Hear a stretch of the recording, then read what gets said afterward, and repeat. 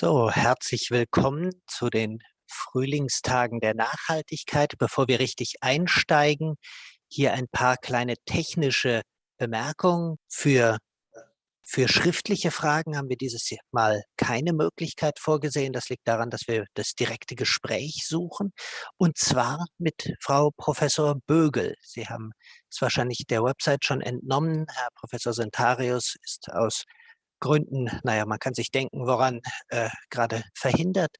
Und Frau Professor Bögel hat dankenswerterweise übernommen, hier die Keynote zu halten. Das war nur ein kleiner organisatorischer Part vorab. Die Eröffnung der Frühlingstage übernimmt Herr Professor Hanselka, Präsident des KIT. Ganz herzlichen Dank, dass Sie hier bei uns dabei sind. Vielen Dank, sehr geehrte liebe Frau Dr. Bögel, als unsere heutige Keynote-Sprecherin. Vielen Dank, dass Sie eingesprungen sind und uns bereichern werden. Lieber Herr Bickraft, liebe Frau Professorin Svenja Post, lieber Herr Görisch, liebes Organisationsteam der Frühlingstage, liebes ZAK-Team, meine sehr verehrten Damen und Herren, liebe Zuschauerinnen von nah und fern. Auch in diesem Jahr sehen wir uns zum Auftakt der Frühlingstage, ich muss sagen, leider nur im virtuellen Raum. Es ist durch die Zeiten bedingt, durch die Corona-Pandemie, die uns alle beschäftigt. Das hat möglicherweise einen Vorteil, gerade unter dem Aspekt der Nachhaltigkeit, dass wir zumindest weniger Treibstoff aufgewendet haben, um die Anreise hierher zu organisieren. Auf der anderen Seite, und das ist schon Teil unserer Debatte, die wir vielleicht auch haben werden, erzeugen wir alle zusammen dadurch mehr Energiekosten. Denn die Rechnerleistung, die wir benötigen, um eine solche Online-Veranstaltung durchzuführen, ist auch nicht zu vernachlässigen. Da kann man schon sagen, des einen Freud ist des anderen Leid, wie so häufig im Leben.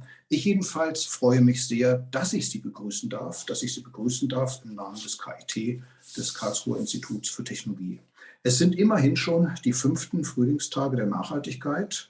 Und das zeigt, die Veranstaltung hat sich etabliert. Diese Veranstaltung hat einen festen Platz in Karlsruhe, im Karlsruher Angebot für unsere gesellschaftspolitische Debatte, die wir führen dürfen. Liebe Frau Professorin Post, Sie haben es geschafft, gemeinsam mit Ihrem ganz hervorragenden Team, dass wir es weiterhin hinbekommen werden, von diesem Ort aus Impulse auszusenden, über die dann in Karlsruhe diskutiert wird, aber auch weit über Karlsruhe hinaus. Sie machen mit diesem Format einen Unterschied und ich freue mich sehr, dass dieses möglich ist. Das ZAK ist Teil eines Netzwerks, in dem Ideen für eine nachhaltige Entwicklung der Stadt und der Region stehen. Und die Frühlingstage sind dafür ein ganz, ganz hervorragendes Beispiel. Sie sind ein Gemeinschaftsvorhaben unseres ZAKs, das Zentrum für angewandte Kulturwissenschaften und Studium General am KIT, aber auch der Karlsruher Schule für Nachhaltigkeit, abgekürzt heißt die KSN, und das ITAS, unser Institut für Technik, Folgenabschätzung und Systemanalyse, alles drei sozusagen zugehörige Einheiten des KITs. Wir als KIT, als die Forschungsuniversität in der Helmholtz-Gemeinschaft, generieren eigentlich kontinuierlich neues Wissen. Und wichtig ist, das ist auch Teil unserer Strategie, dass wir mit der Generierung dieses Wissens auch an die Transformation des Wissens in die Gesellschaft denken müssen. Und dieses insbesondere zu hochaktuellen Themen, die uns alle beschäftigen, sei es die Energie, die Energieversorgung, die Energiewende, sei es die Mobilität, die Mobilitätswende, das Thema Information. Und somit ist das alles, also der Transformation, Teil unserer Identität. Das umfasst auch, und das ist sehr wichtig, glaube ich, für diese Veranstaltung, disziplinenübergreifende Forschung, die wir in unseren sogenannten KIT-Zentren organisieren. Da werden Querschnittsthemen behandelt, wie zum Beispiel Mensch und Technik, was für das ITAS ganz relevant ist, aber auch Themen wie Klima und Umwelt, Themen wie Mobilitätssysteme oder eben die Energie. Im Fokus bei all diesen Arbeiten steht die komplexe Interaktion von Technologie, von Gesellschaft und den ökologischen, sicherlich auch den ökonomischen Zusammenhängen. Denn wir haben auch die Wirtschaftswissenschaften als eine Disziplin am KIT, die sich entsprechend einbringen kann. Und ich denke, ganz aktuell merken wir es besonders, zu den brennenden globalen Herausforderungen zählt natürlich auch die Frage, wird es uns gelingen, eine gerechte Verteilung der Ressourcen auf dieser Erde zu finden, zugleich auch eine Verwertung der Ressourcen darauf auszulegen, dass nicht nur wir, sondern auch viele, viele Generationen nach uns noch ein auskömmliches und auch eine stabile Lebensgrundlage erhalten bleibt. Und ich denke, es betrifft uns alle und betrübt uns alle im Moment sehr, der Krieg, der gegen die Ukraine geführt wird. Es ist eine riesengroße humanitäre Katastrophe, die sehr, sehr nah an uns dran ist. Und sicherlich muss man auch erkennen, dass dieses nicht nur ein Krieg gegen die Ukraine, sondern ein Krieg gegen unser Wertesystem, gegen unsere Demokratie und unser Umgang ist, wie wir miteinander umgehen. Und es hat eine Lebensader, die es natürlich besonders auch bei uns betrifft, eine von vielen Lebensadern, nämlich die Energieversorgung. Und in diesem Spannungsfeld müssen wir uns auch wissenschaftlich positionieren. Es ist eine geopolitische Interessenlage. Es ist eine Frage natürlich auch, welche Mengen benötigen wir und wofür. Also ich sage mal, der private Haushalt versus dem industriellen Geschäft. Und hier ist die Gasversorgung ein Hauptthema und auch unsere Achillesferse, für die wir kurzfristig, und kurzfristig heißt jetzt, im Moment findet der Krieg statt, keine Alternative haben. Wie es im nächsten oder übernächsten Winter aussieht, das mögen wir mal sehen. Wir sind jedenfalls sehr, sehr intensiv auch im politischen Dialog, um dort entsprechend Einfluss nehmen zu können. In diesem strategischen Kontext hat das KIT das Thema Nachhaltigkeit in besonderer Weise in den Fokus gerückt. Das möchte ich hier auch bei den Nachhaltigkeitstagen natürlich in Ihren Raum geben und auch dafür werben, dass Sie es auch drüber sprechen und weitererzählen. Wir haben als Forschungsuniversität uns einen Strategieprozess unterzogen und führen ihn immer wieder nach. So wurde vor einiger Zeit das Thema Innovation und Transfer eingeführt. Danach hat das Thema Internationales einen hohen Stellenwert gehabt und im Moment sind wir gerade dabei, die Nachhaltigkeit strategisch zu entwickeln und haben uns auch entschieden, auf Vorstandsebene eine Veränderung beizuführen. Wir werden ab 1.1. nächsten Jahres ein neues Vorstandsmitglied haben, welches für Digitalisierung und Nachhaltigkeit steht.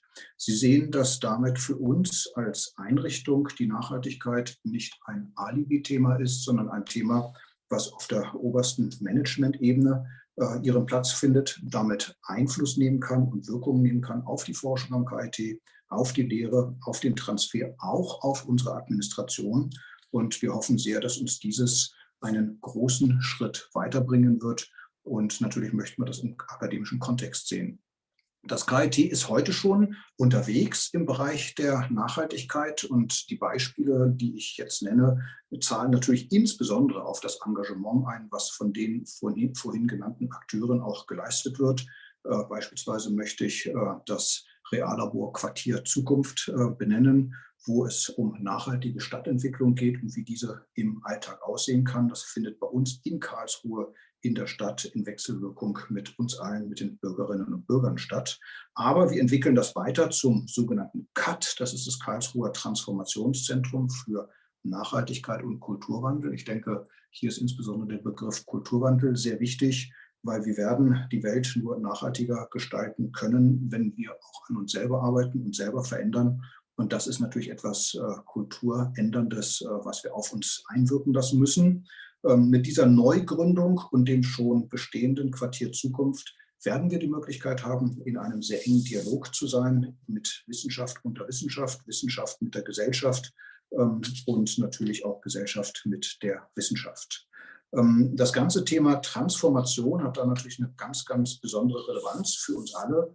Denn bei der Transformation geht es ja nicht nur um das Senden, um Informationen, sondern es geht um das Experimentieren, es geht um das Forschen, es geht um Bildung, es geht um Beratung, es geht um Begleitung, letztendlich auch gemeinsam uns Alternativen zu erarbeiten, wie sich unser Leben weiterentwickeln kann und wie sich unser Alltag verändern kann, um den Anforderungen der Nachhaltigkeit Rechnung zu tragen. Diese Aktivitäten sind bei uns beheimatet im ITAS. Und dort in der Verantwortung von unserem zuständigen Bereichsleiter, Herrn Professor Michael Decker, der für Informatik, Wirtschaft und Gesellschaft am KIT verantwortlich ist, und dem zuständigen Institutsleiter, Herrn Professor Armin Grunwald, der seit Jahrzehnten Impulse und Initiativen setzt, um genau die Themen, die wir jetzt heute und hier behandeln, auch entsprechend behandeln dürfen. Der Beitrag zur Nachhaltigkeitsdebatte, den wir hier führen, ist auch eng verwurzelt in der Stadt Karlsruhe, in unserer Stadtgesellschaft. So wird seit über 20 Jahren wird daran gearbeitet, Gesellschaft, Stadt, Politik zu relevanten Themen in einem technologischen Wandel zusammenzuführen. Und wir freuen uns, dass auch die Universitäten da ihren Weg finden. Immerhin haben wir es im letzten Jahr geschafft, dass alle an Karlsruhe ansässigen Hochschulen, Universitäten einen gemeinsamen Pakt geschlossen haben, um in diesem Umfeld enger zusammenzuarbeiten. Wichtig ist auch, nichts geht ohne Köpfe. Also wir sind diejenigen, wir alle, jeder Einzelne, die es gestalten. Wir haben am KIT Herrn Professor Johannes Orfall finden können und auch begeistern können, dass er unser Klima- und Nachhaltigkeitsbeauftragter fürs Präsidium ist. Er wird unterstützt von unserem Sustainability Office, was extra dafür da ist und die entsprechenden Netzwerke pflegt, um seine Arbeit entsprechend darzustellen. Aber, und die Frage wird auch sehr häufig an mich gestellt und an uns alle gestellt, nehmen wir denn als KIT, als Institution auch unsere eigene Verantwortung wahr, neben Forschung und Lehre unseren Fußabdruck zu beleuchten und auch entsprechend zu bewerten. Wir haben seit vorletztem Jahr inzwischen eine Stelle für Nachhaltigkeitsberichterstattung eingeführt, wo wir sehr genau die Maßnahmen zur CO2-Reduktion evaluieren und natürlich auch entsprechend weiterentwickeln. Dieses, so wie ich es eben angesprochen habe, auch in enger Vernetzung mit den weiteren Karlsruher Hochschulen zusammen. Was wäre eine Universität ohne Studierende? Also die Studierenden sind unser Lebenselixier und ohne sie hätten wir auch gar keine Daseinsberechtigung. Und besonders freuen wir uns darüber, wenn auch die Studierenden selbst im Rahmen von studentischen Initiativen ihren Blick weiten und Beiträge leisten. Und so gibt es in unseren Hochschulgruppen ganz, ganz tolle Beispiele zum Thema Klimaschutz, zum Thema Kulturprojekte, zum Thema Hochschulpolitik und auch zum Thema Entwicklungsarbeit. Und im Rahmen der Nachhaltigkeitstage werden Sie da auch die Möglichkeit haben, in einem virtuellen Markt der Möglichkeiten morgen diese Beiträge sich auch entsprechend anzugucken. Nachhaltige Entwicklung lebt von Vernetzung der guten Ideen und es lebt natürlich auch davon, dass wir darüber reden und andere begeistern und weiterdenken. Und da ist ein ganz, ganz wichtiger Ort für uns die Karlsruher Schule für Nachhaltigkeit, die inzwischen seit 13 Jahren besteht, initiiert von unserem Zentrum Mensch und Technik und insbesondere Bildungsangebote, aber auch Forschung und Praxis miteinander verbindet und letztendlich zusammen mit dem ZAK auch dazu beiträgt, dass unsere Studierenden Zusatzqualifikationen erwerben können, um sie auf ein verantwortungsvolles Leben, auf verantwortungsvolle Aufgaben im Leben entsprechend vorbereiten zu können. Wir verstehen uns an der Stelle als Forschungsuniversität auch als Multiplikator. So viel Engagement, welches stattfindet, findet ja von den Akteurinnen und von Akteuren statt. Ich habe sie eben alle einzeln sozusagen erwähnt und möchte in Summe nochmal ein ganz herzliches Dankeschön aussprechen bei allen, die sich engagieren, sowohl institutionell wie auch als Privatpersonen, als Stiftungen, als Initiativen, als Vereine. Und wir als KIT wollen, wo immer es uns möglich ist, ein sozusagen verlässlicher und auch ein wichtiger Partner für den Dialog sein. Insofern sind die Nachhaltigkeitstage, wie wir sie jetzt, heute und hier sozusagen als Frühlingstage beginnen dürfen, ein ganz, ganz wichtiger Baustein. Ich danke allen, die das für uns organisieren, sehr, aber ich sage auch, ich danke allen, die sich zugeschaltet haben, sehr, denn es geht nur im Dialog. In diesem Sinne wünsche ich sozusagen tolle Frühlingstage und sie sind aus meiner Sicht hiermit eröffnet, wenn das meine Aufgabe ist, dass ich das sagen darf. Unbedingt. Ganz, ganz herzlichen Dank, Herr Professor Hanselka. Es tut immer wieder gut zu hören, wie das KIT auf ganzer Linie so hinter den Nachhaltigkeitsthemen steht, ob Forschung, Lehre oder Transfer oder auch der Betrieb von der eigenen Universität. Dass das zusammen gedacht wird, ist schon ungewöhnlich und schön daran mitwirken zu können. Ein kurzer Hinweis für die Studierenden des KIT. Die Frühlingstage sind natürlich eingebettet in das Begleitstudium Nachhaltige Entwicklung. Das heißt, wenn Sie hier Interesse entwickeln, merken, da wäre es doch schön, mehr davon zu bekommen. Da gibt es mehr im Programm des ZAK, können Sie das finden.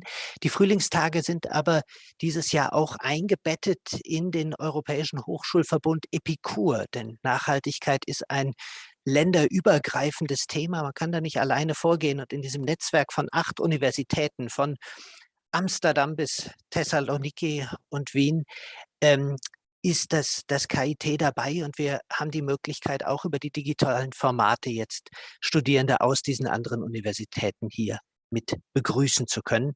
Das Ganze durch eine finanzielle Förderung von BMBF und DAAD, denen wir sehr dafür danken.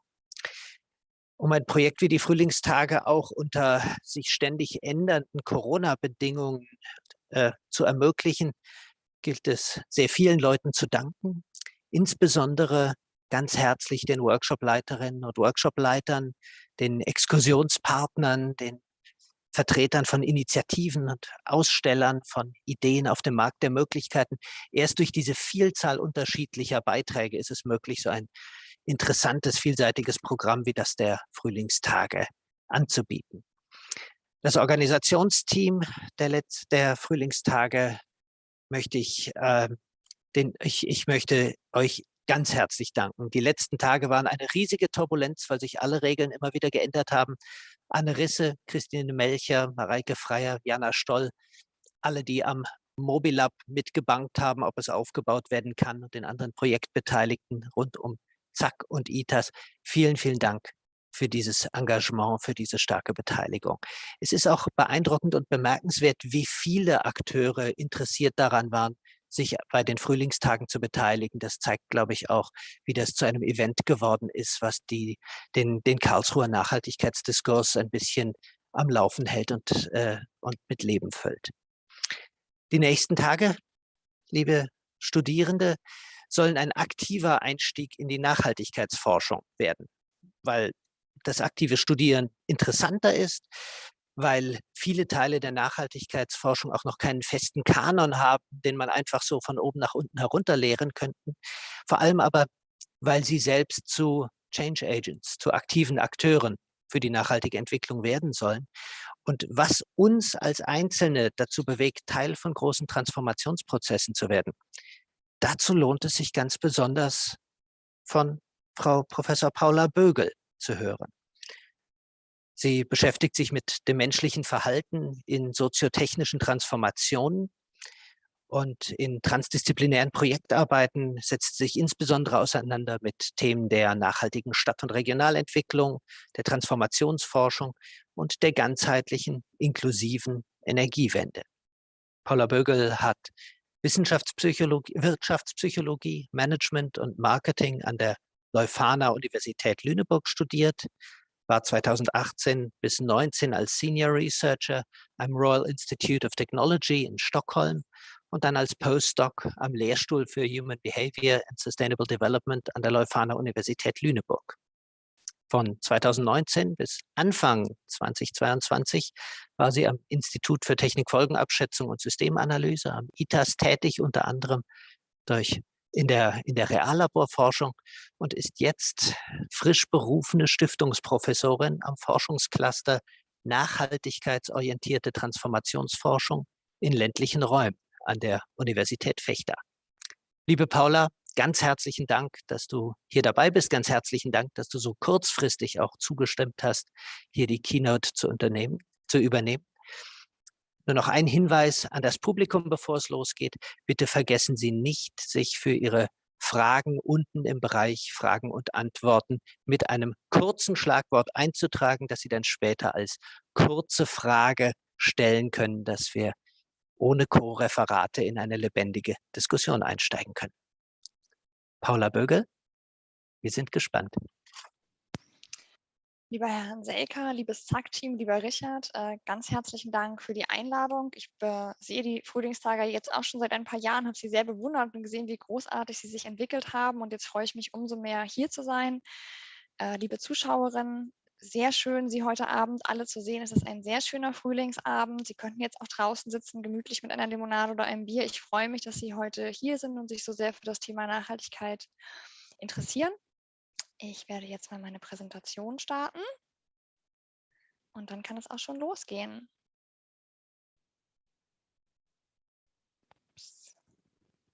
So, das ursprüngliche Thema war ja Digitalisierung. Und wir haben uns heute mal ein Thema gesucht, was nicht weniger relevant und aktuell ist, nämlich das Energiewende-Thema. Es ist eigentlich schon seit vielen Jahren, man könnte auch sagen Jahrzehnten, klar, dass wir dringend eine Energiewende brauchen, aus klimaschutztechnischen Gründen, für uns alle relevant. Und die letzten Wochen haben uns auch nochmal ganz eindrücklich neue Gründe gezeigt, warum es ganz wichtig ist, diese Energiewende jetzt möglichst schnell in Angriff zu nehmen. Herrn Selke hat es schon gesagt, der Krieg in der Ukraine macht auch noch einmal unsere Abhängigkeit von russischem Gas und Öl deutlich, die wir möglichst schnell sicherlich alle beenden möchten, auf einem Weg hin zu regenerativen Energien, die auch für den Klimawandel wesentlich sind. Das Thema, was ich mir dabei heute rausgesucht habe, ist eine Energiewende für allen und mit alle, Prämissen aus einer psychologischen Perspektive.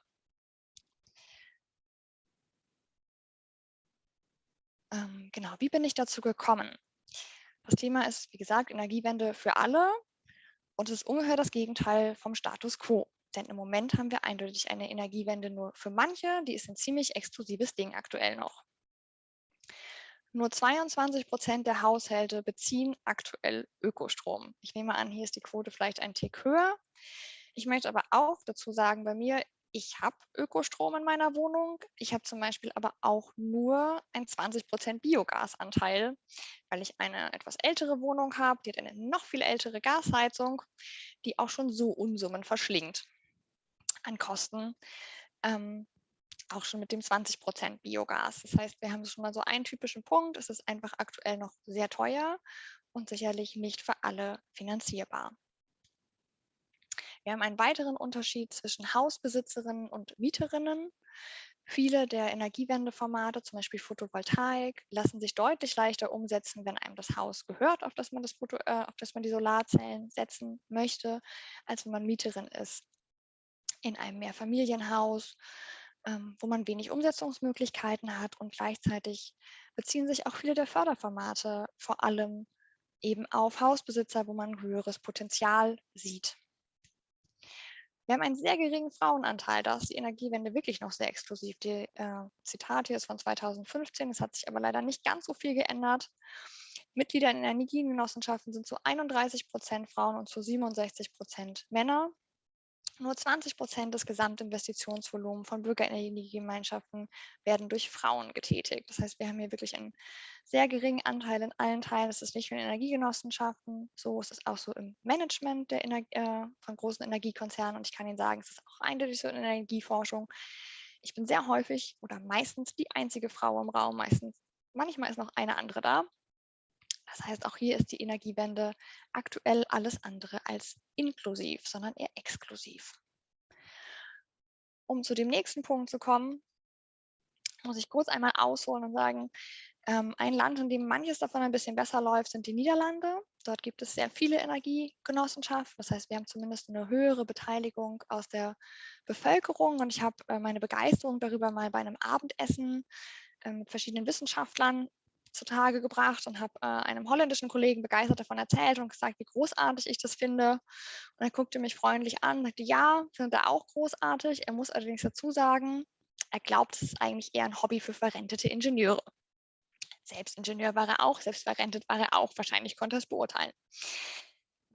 Was man daran erkennen kann, ist, wir haben ganz häufig noch einen ganz starken Technikfokus. Das sieht man auch in der Berichterstattung. Jetzt weitet sie sich gerade um diesen politischen Aspekt. Ganz häufig stehen aber eben noch die Techniksachen im Fokus. Ich habe mich in den letzten Jahren viel mit Photovoltaik beschäftigt, wollte mich jetzt gerade der Solarthermie noch vertieft widmen und dachte, dafür kann ich einen meiner Hundespaziergänge nutzen. Habe bei Spotify nach Solarthermie gesucht. Echt wenig gefunden, was jetzt wieder so an der Kommunikation der Breite liegt. Und gleichzeitig dann irgendeinen Beitrag angehört und er war super technisch. Also es ging irgendwie direkt in die Details, wie das Ganze funktioniert. Das holt manche Menschen ab, offensichtlich Ingenieure in Rente, aber eben auch nicht alle. Das heißt, wir stehen aktuell vor dem Problem, dass wir eine Energiewende, um sie umzusetzen, mit allen und für alle machen müssen. Wir brauchen einen Großteil der Bevölkerung, die dahinter stehen. Alle sind eigentlich nie zu erreichen, aber ein Großteil, das muss unser Ziel sein, ein Großteil der Menschen in Deutschland für die Energiewende zu gewinnen. Und warum jetzt gerade eine psychologische Perspektive? Dieses Bild kennen Sie alle, oder zumindest die Person kennen Sie sicherlich alle, Greta Thunberg. Auf dem Bild steht sie noch ganz alleine da.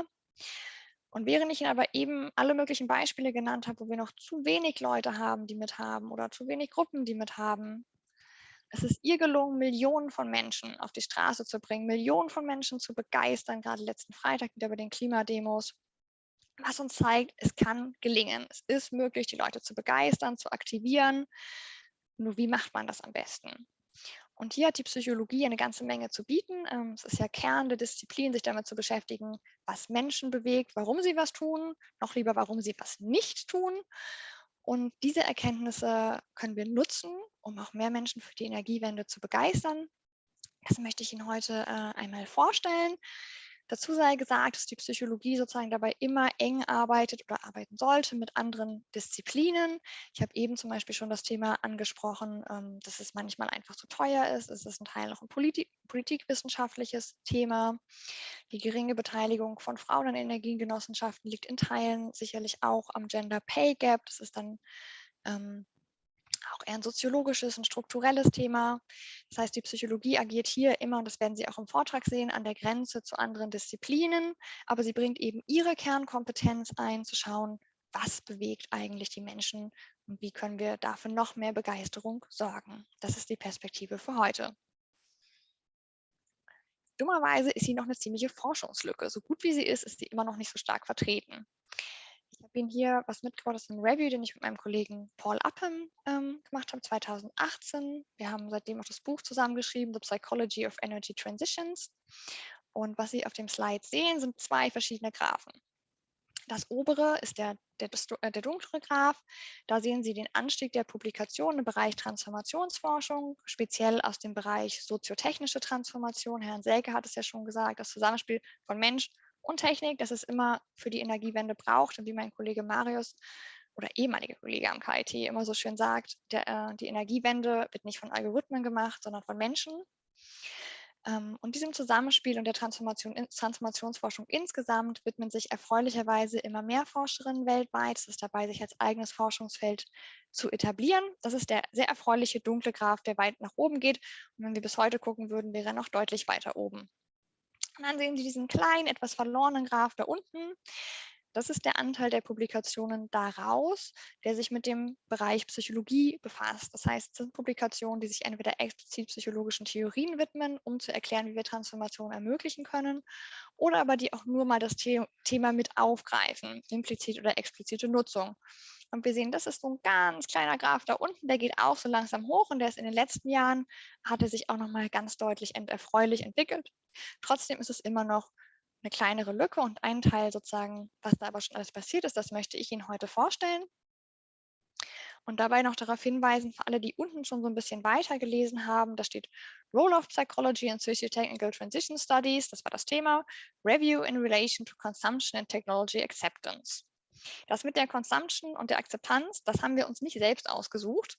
Paul und ich hätten das deutlich lieber rausgehabt aus dem Titel. Die Gutachter haben es sich damals gewünscht, Schrägstrich ist zur Prämisse gemacht dafür, dass dieser Artikel veröffentlicht wird im Ziemlichen, was auf eine weitere Lücke hinschließt und ein Thema, dem wir uns heute auch widmen wollen. Ganz lange wurde die Psychologie immer eingesetzt im Bereich Transformation, wenn es um uns als Konsumenten geht. Also warum kaufen wir Bio-Eier, aber kein Bio-Hähnchenfleisch? Warum benutzen wir nicht den Bus? Also alles in der Rolle als Konsument. Warum haben wir keinen Ökostrom? So. Aber es gab eine gewisse Vehemenz, das nicht als in anderen Rollen zu diskutieren. Jeder von uns ist ja nicht nur Konsument. Wir sind auch vielleicht Studenten, wir sind vielleicht beruflich engagiert, wir sind Politiker, Wissenschaftler, was auch immer. Und in all dieser Rollen nehmen wir uns selbst ja mit. Es ist ja nicht so, dass wir sozusagen nur als Konsument irgendwie nicht rein rational handeln und dann gehe ich in meine Forscherrolle und dann bin ich ein absolut rationales, perfektes Wesen, so rational perfekt ist, sondern sagen, wir bringen uns ja immer selbst mit. Wir bringen auch psychologische Mechanismen natürlich selbst mit. Eine Beispielstudie dazu gibt es aus dem Bereich, einen der wenigen, zum Beispiel Politik. Das ist natürlich, wenn ich als Politiker mein gesamtes Leben darauf aufgebaut habe, so ist es ja häufig, dass ich sehr mobil bin, dass ich an verschiedenen Orten bin, das ist ja häufig auch notwendig für den Job, dann ist es schwierig, sozusagen sich vielleicht einzugestehen, dass das kein guter Weg ist insgesamt, also dass man die Mobilität verringern muss, dass man sich dafür dass man weniger fliegen sollte, dass man mehr Bus, dass man häufiger die Bahn nehmen sollte.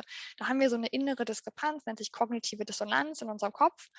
Und all das sozusagen begleitet uns entsprechend in unseren verschiedenen Rollen. Auch als Wissenschaftler sind wir ja beispielsweise jetzt gezwungen, weniger zu fliegen. Vorher sind viele von uns aber sehr viel geflogen. Und manche sozusagen haben die kognitive Dissonanz dann auch damit reduziert, über Biokerosin zu forschen. Aber Sie sehen schon auf den Punkt, jeder von uns sozusagen hat es in jeder Rolle natürlich, ist psychologische Mechanismen und sozusagen die wirken überall. Und das wollen wir uns deswegen heute auch in verschiedenen Rollen im Energiesystem mit angucken.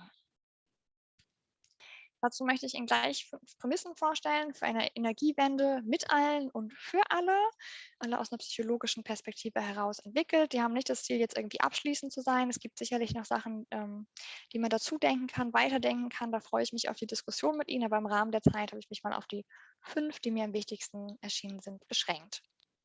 Und ich möchte mit der ersten Prämisse mit einer Frage an Sie starten. Was motiviert Sie, sich für Nachhaltigkeit zu interessieren und sich vielseitig auch nachhaltig zu verhalten? Offensichtlich interessieren Sie sich, denn Sie sind heute Abend da, statt draußen gemütlich noch in einem Café zu sitzen, im Restaurant zu sein oder beim Sport zu sein. Und nehmen Sie sich einen Moment Zeit zu überlegen, warum eigentlich? Warum sind Sie heute hier?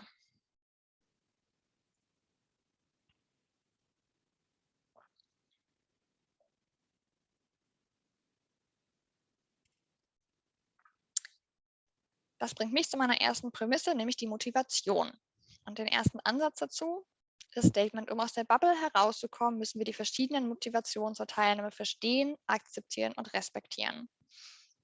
Ich möchte Ihnen diese Prämisse, die eine Leitlinie darstellen soll, für die Energiewende einmal kurz erläutern. Ich werde dafür jeweils Bezug nehmen auf psychologische Theorien, auf aktuelle Studienergebnisse, manchmal auch auf ältere Studienergebnisse, um Ihnen zu erklären, wie ich in den letzten Jahren mit meinem Forschungsschwerpunkt sozusagen bei dieser Prämisse rausgekommen bin.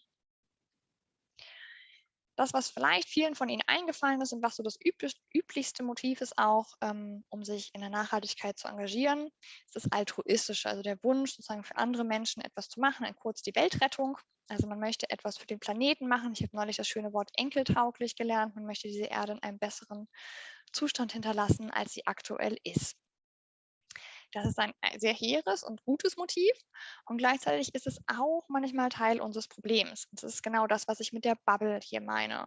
Ganz häufig haben wir Nachhaltigkeitsprojekte, die von Leuten designt werden, die sich genau dafür begeistern können, die gerne die Welt verbessern und verändern möchten und genau damit sozusagen auch in den Projekten werben und das in den Fokus stellen. Das heißt aber, dass man auch nur die Leute erwischt, für die das eben Motivation genug ist, abends vielleicht nicht zum Sport zu gehen und für die das gerade möglich ist. Und diese Bubble ist dann immer ein bisschen beschränkt. Das heißt sozusagen, wir haben häufig nur eine gewisse Gruppe von Verdächtigen, die mitmachen und verpassen damit sozusagen andere Leute. Und wir haben das Problem, dass diese Motivation alleine häufig auch nicht ausreicht.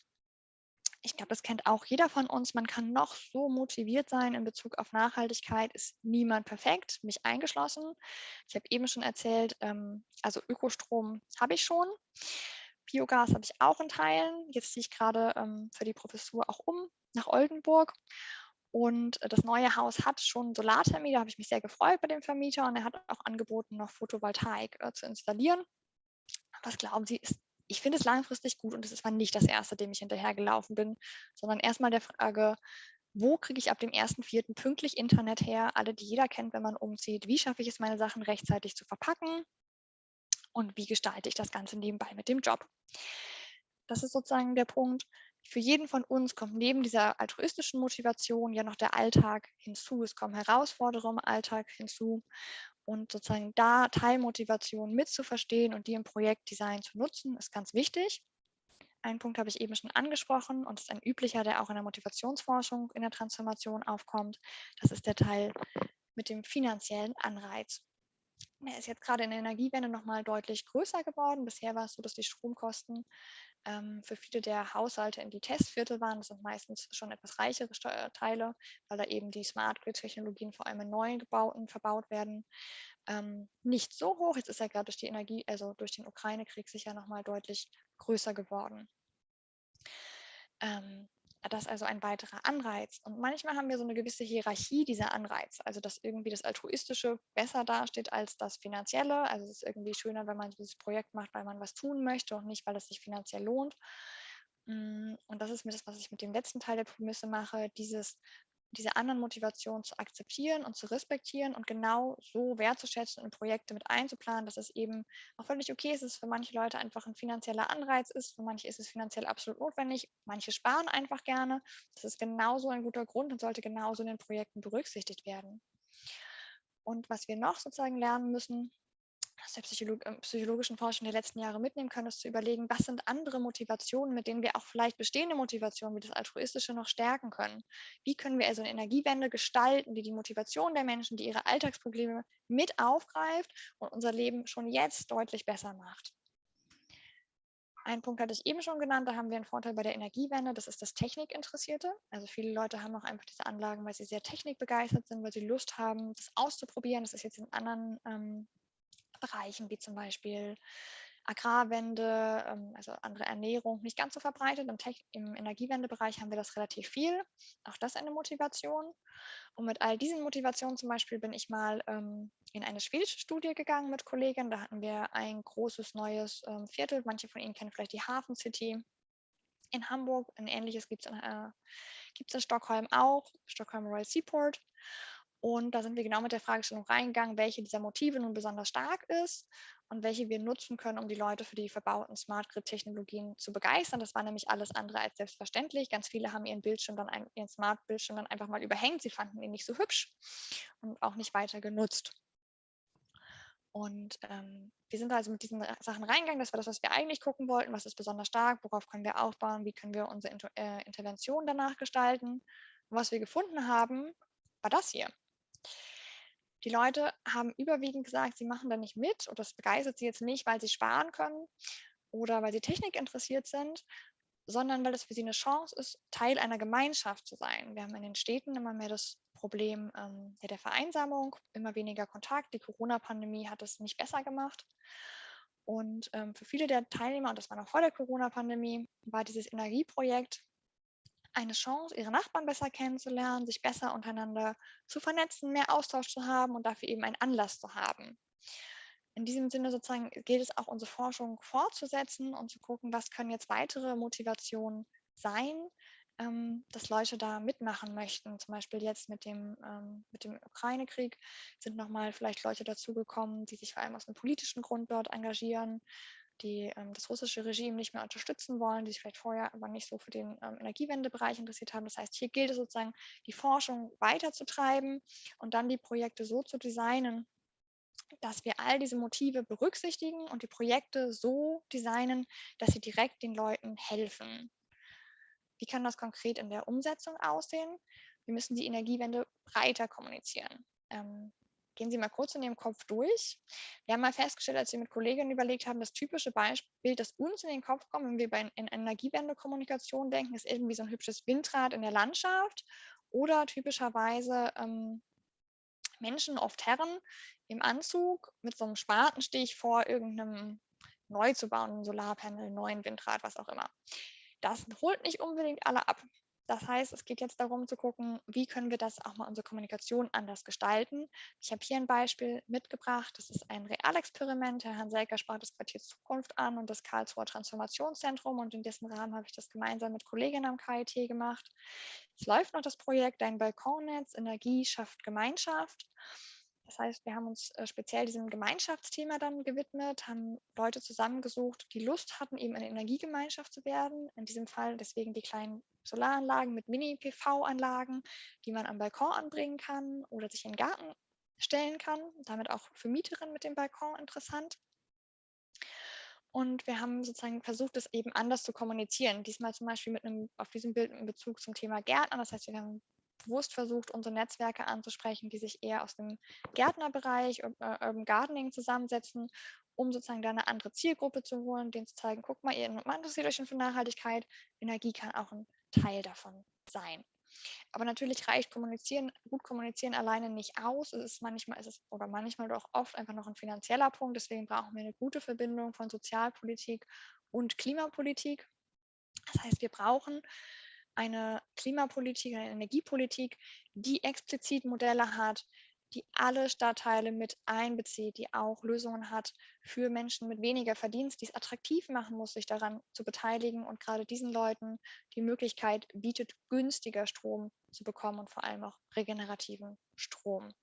Da gibt es gute Entwicklungen, jetzt auch im Koalitionsvertrag, aber es ist ein Thema, was immer noch oft nicht eng genug zusammengedacht wird, sondern wir haben dann häufig die Projekte, wie gesagt, in den Neubaugebieten, weil man da die guten Energietechnologien gut testen kann, statt in den Gebieten, die wirklich eine Förderung brauchten. Das bringt mich zur zweiten Prämisse und meiner nächsten Frage an Sie. Würden Sie einen Kuchen backen für eine Party, auf der Sie nicht eingeladen sind? Manche von Ihnen haben wahrscheinlich zu Beginn gesagt, dass sie aus weltrettungs-altruistischen, ehrwürdigen Gründen da sind. Und vielleicht wären Sie auch edel genug, einen Kuchen zu backen für eine Party, auf der Sie nicht eingeladen sind. Die meisten von uns würden es wahrscheinlich nicht tun. Aber genau das ist das, was wir von den Menschen aktuell in der Energiewende eigentlich verlangen. Jeder von uns, sagen Sie, ist ja staatlich mitfinanziert, also durch Steuergelder. Was ich auf jeden Fall gut finde und nicht in Frage stellen möchte, aber wenn wir sie alle mitfinanzieren, dann sollten wir auch alle von ihr profitieren. Und es sollte um das Thema Fairness gehen. Ein ganz wichtiger psychologischer Faktor ist, dass die Transformation sich fair für alle Beteiligten anfühlen sollte, wenn man Menschen dafür begeistern möchte. Hier möchte ich Ihnen einmal Studienergebnisse mitbringen. Die sind schon ein bisschen älter, aber immer noch aktuell. Zum Ultimatum-Game, vielleicht kennt der ein oder andere von Ihnen es schon, aus dem ökonomischen Bereich, also Schnittstelle wiederum zur Psychologie. Es haben schließlich auch mal 2 Psychologen den Ökonomie-Nobelpreis gewonnen, Kahnemann und Tversky. Also wieder eine enge Schnittstelle. Und das Ultimatum-Game geht folgendermaßen. Sie haben 2 Spieler. Diese 2 Spieler sollen 10 Euro unter sich aufteilen. Dabei geht das Spiel so, dass der erste Spieler ein Angebot machen kann. Also zum Beispiel, ich gebe dir 5 Euro, ich kriege auch 5 Euro. Und dann kann der zweite Spieler und Spielerin sagen, ja, nehme ich an oder lehne ich ab. Beginn der Energiewende und der Akzeptanz. Ich habe Ihnen einmal 2 verschiedene Szenarien mitgebracht. Einmal teilt sich Spieler 1 6 Euro zu und Spieler 2 4 Euro. Einmal teilt sich Spieler 1 7 Euro zu und Spieler 2 bekommt dann noch 3 Euro. Jetzt können Sie kurz überlegen, würden Sie bei 1 annehmen? Würden Sie bei 2 annehmen?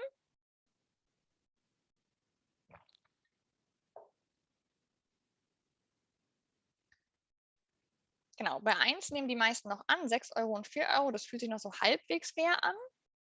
7 Euro und 3 Euro, so wenn es unter diese 30% geht, fühlt sich für die meisten nicht mehr fair an und sie lehnen ab.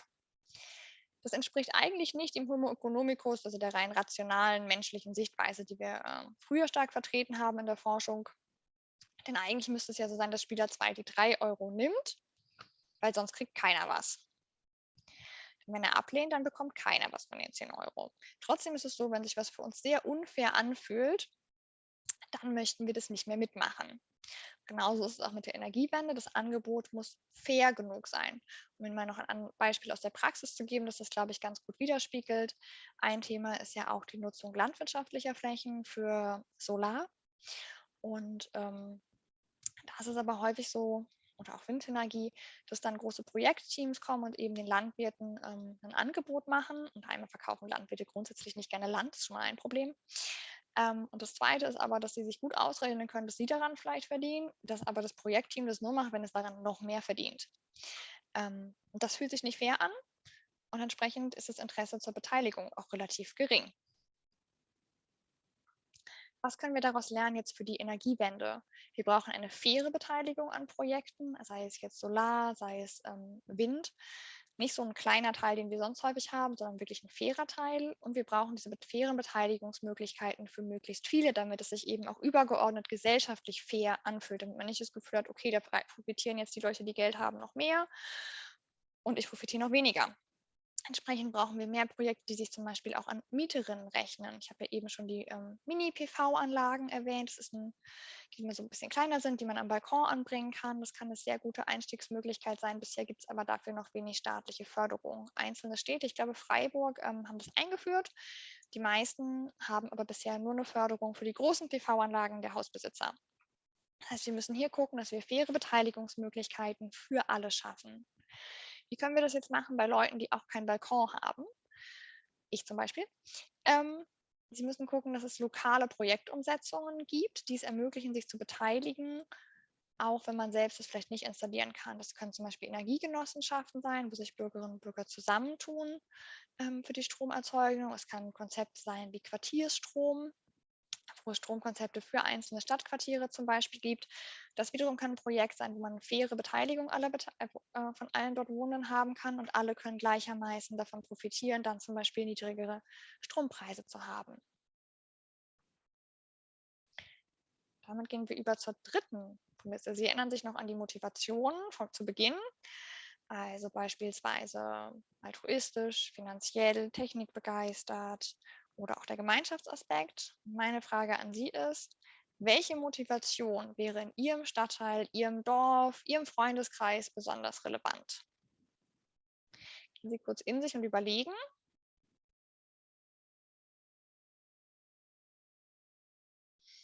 Jeder von Ihnen hat jetzt wahrscheinlich gerade eine Antwort im Kopf. Sie wissen, was die Leute um Sie herum bewegt und ich weiß es nicht. Ich kann Ihnen sozusagen diese Prämissen mitgeben, ich kann Ihnen Leitlinien mitgeben, die sich aus der Psychologie und aus der Forschung ergeben, aber ich kann nicht wissen, was bei Ihnen vor Ort gerade besonders relevant ist.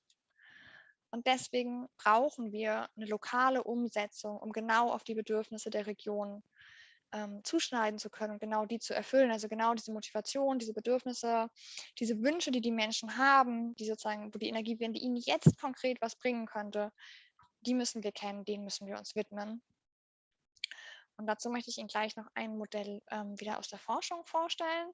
Und ich sage mal einleitend vorher, ich habe Ihnen schon gesagt, dass die Psychologie nicht ganz so stark vertreten ist bisher in der Transformationsforschung. Ich habe Ihnen aber noch verschwiegen, dass wir vielleicht teilweise ein ganz klein bisschen selbst schuld daran sind. Psychologen haben so eine Tendenz, ganz begeistert auf den Menschen zu gucken und warum er sich wiederum oder sie sich wiederum begeistert. Und dabei haben wir ein bisschen die Tendenz, den Kontext auszublenden. Gutes Beispiel ist der öffentliche Nahverkehr. Da gibt es auch viele Studien natürlich, dass die Leute dem grundsätzlich sehr positiv gegenüberstehen. Und dann machen sie es nicht. Dann nennen wir das Attitude-Behavior Gap. Manchmal vergessen wir die schlichte Tatsache, dass wenn man zum Beispiel auf dem Land wohnt, und ich bin auf dem Land aufgewachsen, ich weiß es ganz sicher, ab 12 Uhr mittags einfach kein Bus mehr fährt, sonntags gar nicht. Das heißt, da kann ich noch so begeistert sein, das geht einfach nicht. Und um diese beiden Teile zusammenzubringen, also zu verstehen, wie der Mensch agiert innerhalb eines bestimmten Kontextes und wie wir diese Bedürfnisse erfassen können, habe ich mit 2 Kolleginnen ein Modell entwickelt, das genau an dieser Schnittstelle zwischen der Raumforschung, also dem Kontext, und der Psychologie liegt. Wir fangen mal mit dem oberen Kreis, mit den Puzzleteilen an. Das ist das räumliche Modell. Und sozusagen, das ist eine gute Grundlage, wenn man sozusagen auch analysieren möchte, wie ist eigentlich gerade der Stand, worauf müssen wir achten, wenn wir ein Energiewendeprojekt starten wollen. Wir haben oben links in dem Puzzleteil die physische Dimension. Das ist also erstmal die Frage, fährt ein Bus oder fährt kein Bus? Oder auch, habe ich ein Dach oder kein Dach, auf dem ich PV anbringen kann? Da ist die kulturelle Dimension. Wofür steht also Energiewende? Wie ist das konnotiert, wenn ich auf ein Windrad gucke, sehe ich eine Landschaftsverschandlung oder Fortschritt? Und verbunden auch mit der Frage, wo sehe ich mich da drin? Das ist die Agency, also wo sehe ich mich als Akteur? Bin ich jemand, der Einfluss nach der eigenen Wahrnehmung, bin ich jemand, der Einfluss nehmen kann? Wir haben in der Energiewende häufig diese Rede vom Prosumer, also jemand, der sozusagen Energie produziert und konsumiert, aber sehe ich als Person mich da oder denke ich so, okay, das ist so noch, ich glaube, wir erinnern noch gut diese Slogans aus den 90er Jahren, die waren dann kurz, Energie kommt aus der Steckdose und mehr muss man nicht wissen. Und dann haben wir ganz unten die regulative Ebene, institutionell regulativ. Wie sind also die regulativen Rahmenbedingungen? Vielleicht nochmal am Beispiel von den Mini-PV-Modulen. Unsere Teilnehmerinnen sind super motiviert. Wir haben jetzt auch die Module gestellt gekriegt. Alle von ihnen haben auch was, wo sie anbringen können. Aber die Formalien sind einfach unheimlich schwierig. Also man kriegt sehr, sehr viele Formulare, die man dann erstmal ausfüllen muss und die sind teilweise sehr kompliziert. Und damit kommen wir zur Verknüpfung zur soziopsychologischen Ebene, auf einer individuellen, einer sozialen, also sozusagen Freunde, Bekannteskreis und einer gesellschaftlichen Ebene, dass wir gemerkt haben, das ist teilweise dann für Leute schwieriger, die vielleicht in ihrem Alltag nicht so viel Übung haben mit Formularen. Ich kann Ihnen versichern, wenn Sie an der Uni arbeiten, ich glaube auch schon, wenn man studiert, hat man echt viel Übung und Formulare ausfüllen. Wenn das nicht so Teil des Jobs ist, ist es sehr viel schwieriger und man fühlt vielleicht so in diesem Bereich nicht ganz so die Agency, nicht ganz so die Selbstwirksamkeit, sich damit auseinanderzusetzen. Und dieses Modell soll dazu anregen, sozusagen sich dieser Verbindung zu widmen, also sich anzugucken, wie kommt eigentlich der Mensch in den Raum, was wartet da auf ihn und wie kann er diesen Raum dann möglichst gut gestalten und wie können wir das aber auch mitdenken, wenn wir uns Strategien ausdenken. Damit gehen wir genau, zur Umsetzung. Was wir daraus lernen können, ist einmal, dass wir lokales Wissen brauchen statt Best Practices. Ganz häufig steht auf den Schildern bei Fridays for Future, hört auf die Wissenschaft. Und es trifft ganz sicher auch zu bei der Frage, dass wir einen Klimawandel brauchen. Was wir aber sozusagen nicht brauchen, ist jemand, der sich jetzt hinstellt und sagt, so müsst ihr es machen bei euch. Dann sagen, das kann man einfach schlecht wissen. Da braucht es sozusagen statt den Best Practices allgemein die Umsetzung vor Ort mit regionalen Akteurinnen, die transdisziplinären Projektsettings, wo wir diese verschiedenen Wissensstände von Ingenieuren zur Technik, von beispielsweise Psychologen dazu, was die Leute motiviert, aber auch dem lokalen Wissen, wie das im Kontext dann stattfinden kann, zusammenbringen kann. Das klingt jetzt so selbstverständlich, es ist aber noch ein ziemlicher Unterschied zu dem, was wir häufig in Projekten finden. Ich habe beispielsweise über das EU-Projekt auch auf EU-Ebene auf Beratungsprojekten, politischen Beratungsprojekten mitgearbeitet.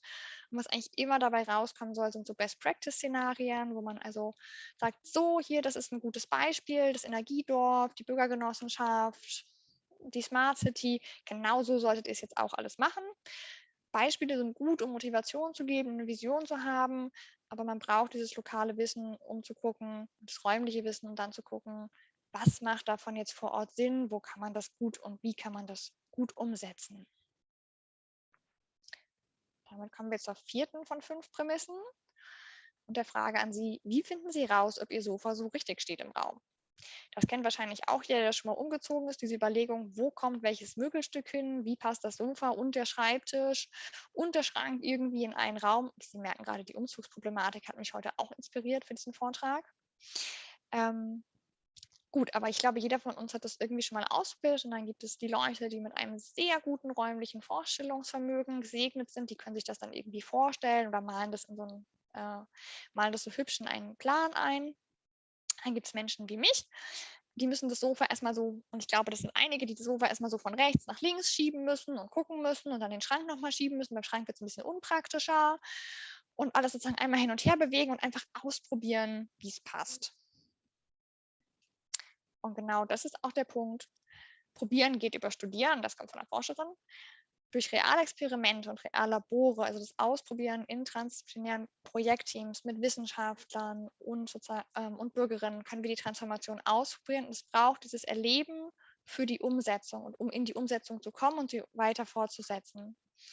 Und genau, um das zu erklären, warum das vielleicht so ist, möchte ich Ihnen wieder eine psychologische Theorie vorstellen, die Theorie des geplanten Verhaltens von Isaac Eisen. Wenn man nichts aus der Psychologie kennt, dann kennt man manchmal noch diese Theorie in der einen oder anderen Form.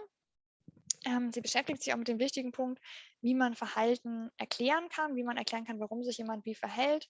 Herr Eisen hat damit vielfach politisch beraten in verschiedensten Kontexten, unter anderem zur Frage, wie man die Leute vom Rauchen abhält, aber auch vielen anderen.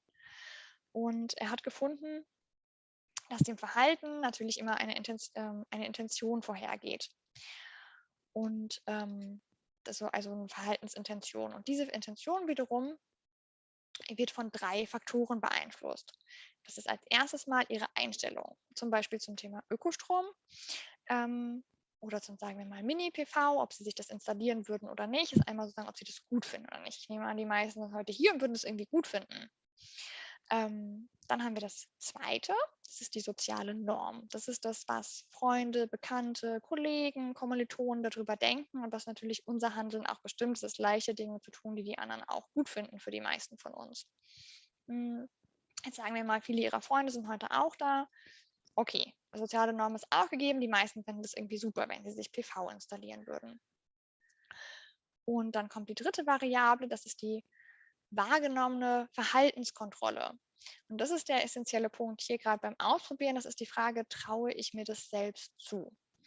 Und das kennen vielleicht auch der eine oder andere von Ihnen oder vielleicht auch die meisten, wenn man was Großes vorhat, sei es jetzt ein Studium beginnen, umziehen, das Umzugsthema wieder, eine Reise, einen großen Vortrag halten, auch passendes Thema für heute bei mir. Dann geht man das manchmal im Kopf vorher durch und überlegt, was man dafür alles machen muss und was wo zu planen ist und was schiefgehen könnte. Und dann fühlt sich das super kompliziert an. Und wenn es dann erstmal losgeht, ist es meistens halb so wild. Und man stellt fest, so schwierig war es eigentlich gar nicht. Und genau dafür braucht es das auszuprobieren, um festzustellen, dass man ganz vieles umsetzen kann, dass man im Energiewendebereich ganz vieles umsetzen kann, dass vieles zum Beispiel zum Ökostromanbieter wechseln heute wirklich nicht mehr kompliziert ist. Und dann geht eben probieren über Studieren, gerade für dieses Thema wahrgenommene Verhaltenskontrolle. Denn es geht eben nicht nur darum, wie einfach es objektiv ist, wobei objektiv auch immer schwierig ist. Aber es geht eben darum, was ich als für ein Gefühl habe, ob das für mich machbar ist oder ob das für mich nicht machbar ist. Und deswegen sozusagen dieses Ausprobieren, das zahlt darauf ein, zu merken, das funktioniert ja. Und gleichzeitig zahlt es aber dann in dem nächsten Schritt aber auch auf andere Punkte ein, zum Beispiel, wir hatten ja als zweite Variable, wenn Sie sich erinnern, Einstellung, soziale Norm, Verhaltenskontrolle. Und bei sozialer Norm haben wir festgestellt, PV ist ansteckend. Das heißt, wenn das erstmal einer auf dem Dach hat, dann sieht man das.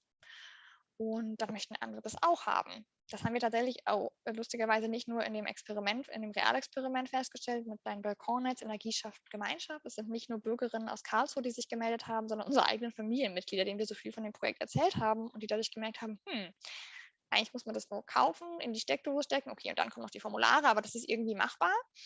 Und die sich dann selbst PV-Module angeschafft haben. Das heißt, durch dieses Ausprobieren können wir ganz viel dazu beitragen, dass das Ganze erlebbar wird, dass es sich machbar anfühlt und dass wir vor allem auch die Vorteile sehen. Häufig ist es ja erstmal so, dass es einfach erstmal schwierig und anstrengend wird. Und sozusagen erst, wenn wir das ausprobiert haben, ist wie mit zum Sport gehen, denkt man also, muss man heute auch noch machen. Und wenn man dann da war, dann kriegt man zur Belohnung so eine Endorphinausschüttung. So ähnlich ist es hier auch. Durch das Ausprobieren erlebt man auch die positiven Effekte, wie auch immer die dann gelagert sind. Da sind wir wieder bei den Motivationen. Also es kann sein, dass ich dann den Blick auf meine Energierechnung werfe und feststelle, dass ich weniger Geld ausgegeben habe.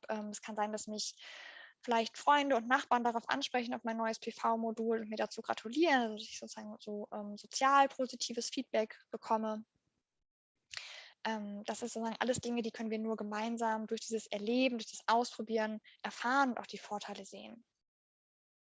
Genau, da sind nochmal die Bereiche.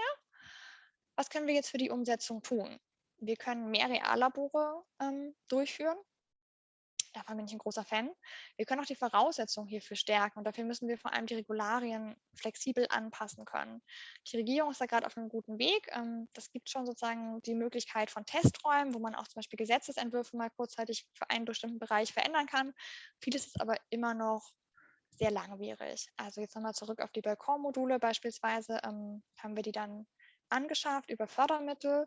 Dann lagen sie bei uns in der Halle am KIT. Und wir wollten sie eben verteilen an die Bürgerinnen, dachten, so ist geschafft, jetzt kann es losgehen. Die anderen hatten nicht bedacht, dass das irgendwie noch nicht so richtig vorgesehen ist, dass jetzt diese Module von der Universität verliehen werden an die Zivilgesellschaft. Da gab es einen langen rechtlichen Prozess, bis wir da soweit waren.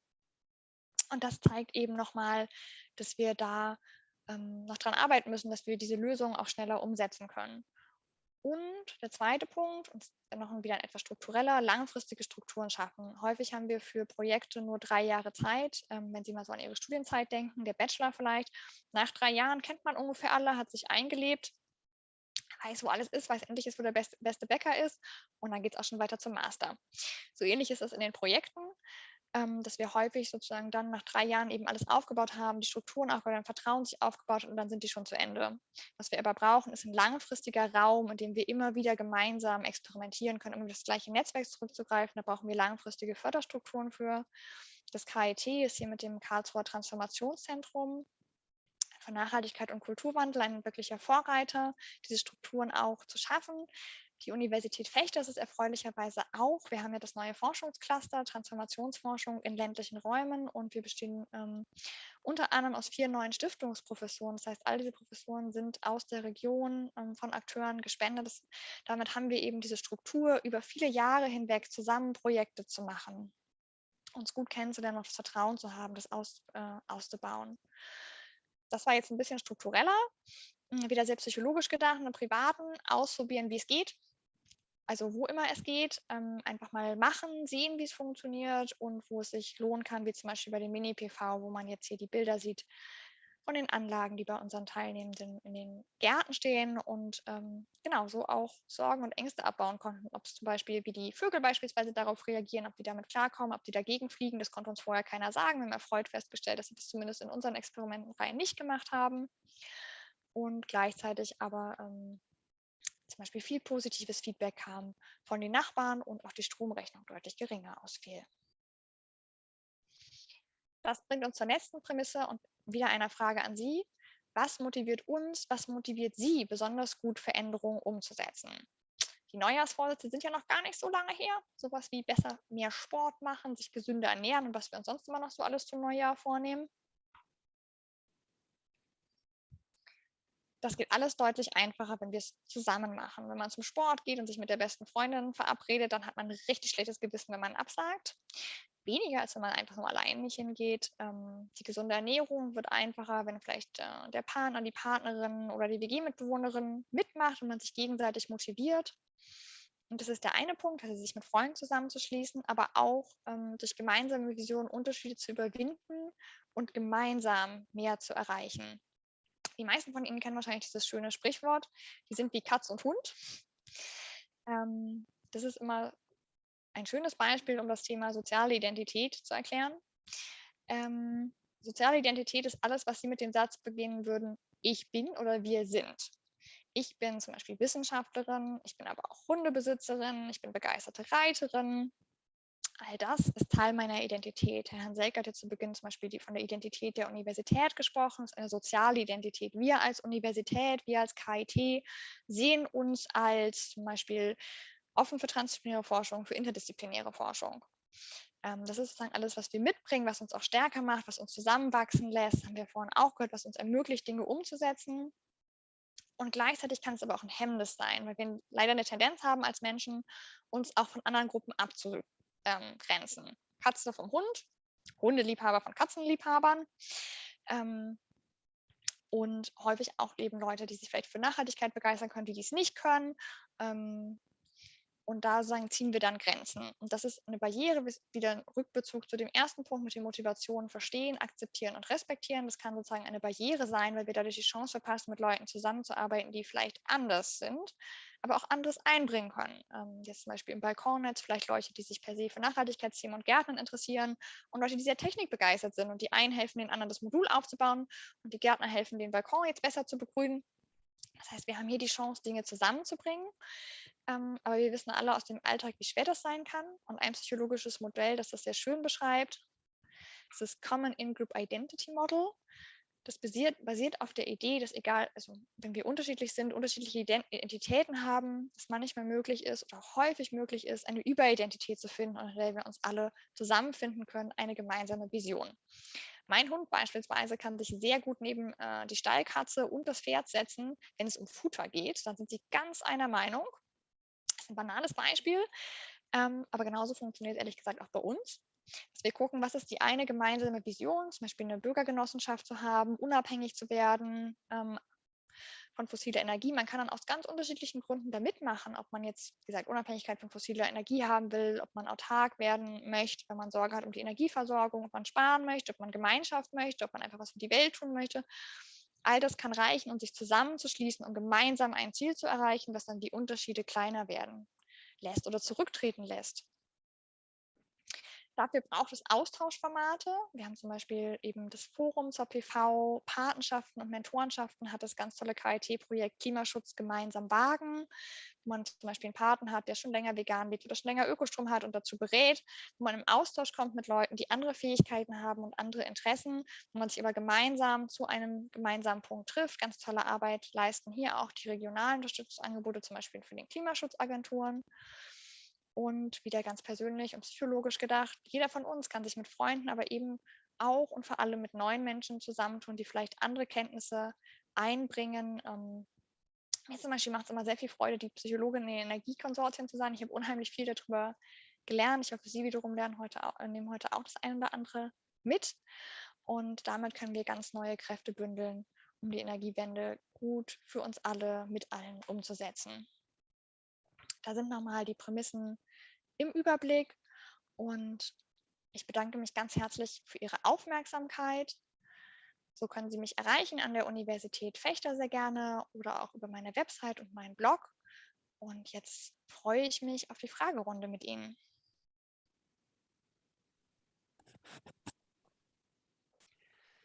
Ja, ganz herzlichen Dank dir, Paula, für diesen tiefen Einblick in die Psychologie und Ihren Blick auf die transformative Nachhaltigkeitsforschung, auf all das, was uns in der Transformation bewegt. Ähm, Es gab eine Frage, die sich auf das KIT bezieht, die stelle ich erstmal noch ganz ans Ende und würde jetzt Herrn Moltan bitten, kurz mit seiner Frage zu starten zum Thema Entbürokratisierung. Kann man mich hören, oder? Ja. Wunderbar. Ja, also ich hätte eigentlich den Punkt oder die Frage, als privater Hausbesitzer, als privater Mieter, da brauche ich eigentlich eine relativ einfache Möglichkeit, die Sachen zu machen. Im Prinzip stelle mir Solarpaneele hin, stecke die in die Steckdose und es funktioniert so mehr oder weniger. Das ist vielleicht etwas zu einfach gesagt, aber heute ist es so, dass wenn man sowas machen würde, dann kommt ein Haufen von Bürokratie auf einen zu. Da kommt nicht erstmal der Einspeisebetrieb, das ist ja klar, mit dem man dann den Vertrag macht und der den Zähler installiert. Dann kommt als nächstes das Finanzamt mit Umsatzsteuer, mit Anlage G, mit Gewerbesteuer. Dann will die IHK ihren Beitrag haben. Dann kommt auch noch die Netzagentur und die will online eine Registrierung haben, wo dann auch manche Leute gar nicht erstmal wissen, wie das funktionieren soll. Und dann kommt auch die Versicherung, dann muss die Haushaftpflicht, die Hausfeuerversicherung angepasst werden. Die Feuerwehr will eine Risikountersuchung. Und dann kommt auch noch jedes Jahr eine neue Regelung. Das ändert sich ja ständig. Da kommen irgendwelche neuen Ideen, da muss man wieder irgendwas ausfüllen.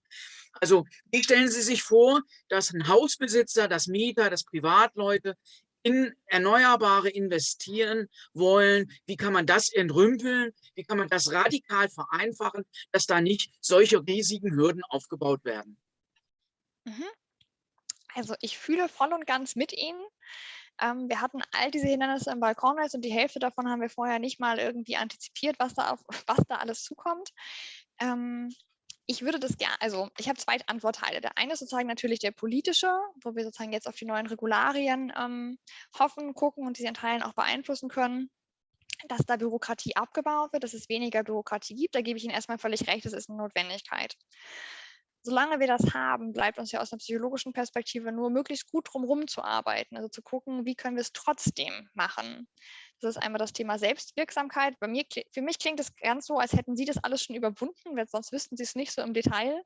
Das heißt sozusagen das Wissen und auch die Kompetenz, das so zu haben und umsetzen zu können. Das ist was ganz Großartiges, das ist was wir vermitteln müssen. Solange wir diese Barrieren haben, müssen wir das möglichst gut und wenigstens einfach und übersichtlich zusammenstellen. Dafür ist ganz hilfreich die Unterstützung und die Kommunikation untereinander. Ich glaube, das ist eine gute Brücke aktuell. Wir haben das im Dein Balkonnetz Energieschaft Gemeinschaft, haben wir zum Beispiel ein Forum, wo auch jeder Mitglied werden kann und sich zu diesen Themen austauschen, unterstützen kann. Damit sind sie nicht weg, aber es macht es einfacher und wir konnten viele Dinge klären. Und das Letzte ist die langwierigste und manchmal lästige, aber unvermeidliche und wichtige Sache ist, im Dialog miteinander zu bleiben. Das finde ich gerade bei den Formularen ein gutes Beispiel. Wenn man da zum Beispiel mit der anderen Seite spricht, mit den Stadtwerken, mit den weiteren sozusagen Bürokratieteilen, dann merkt man auch, dass die auf einem Weg sind, dass diese Veränderung durchaus im Gange ist. Also ich war da sehr positiv überrascht, wie viel sich schon tut und gleichzeitig aber auch sozusagen für welchen Hürden die stehen. Das ist ja auch ein Umschwenken von einer zentralen Energiewende auf eine dezentrale. Das ist auch für Menschen eine unheimliche Veränderung. Da verändern sich so komplette Kompetenzprofile. Alles, was ich mal können musste, ist plötzlich irgendwie was ganz anderes. Dafür muss ich mit Bürgerinnen kommunizieren können. Ich muss meine Formulare verständlich schreiben können. Ich muss mein ganzes System neu denken, dass wir da sozusagen ein gutes Miteinander und einen guten Dialog kriegen, um auch die andere Seite zu verstehen und zu gucken, wie man gemeinsam zu guten Lösungen, schnelleren Lösungen kommen kann. In Karlsruhe ist das auf einem sehr guten Weg. Da sind die Stadtwerke ganz toll mit dabei. Das würde ich mir für viele Städte auch wünschen und die Geduld auf beiden Seiten miteinander zu reden und das gemeinsam abzubauen und zu verbessern, auch wenn es braucht. Aber manchmal, glaube ich, geht es trotzdem noch schneller als die politischen Prozesse. Die werden wahrscheinlich noch ein bisschen länger brauchen. Danke dir, Paula. Und damit übergebe ich an Herrn Wenzel mit einer Frage.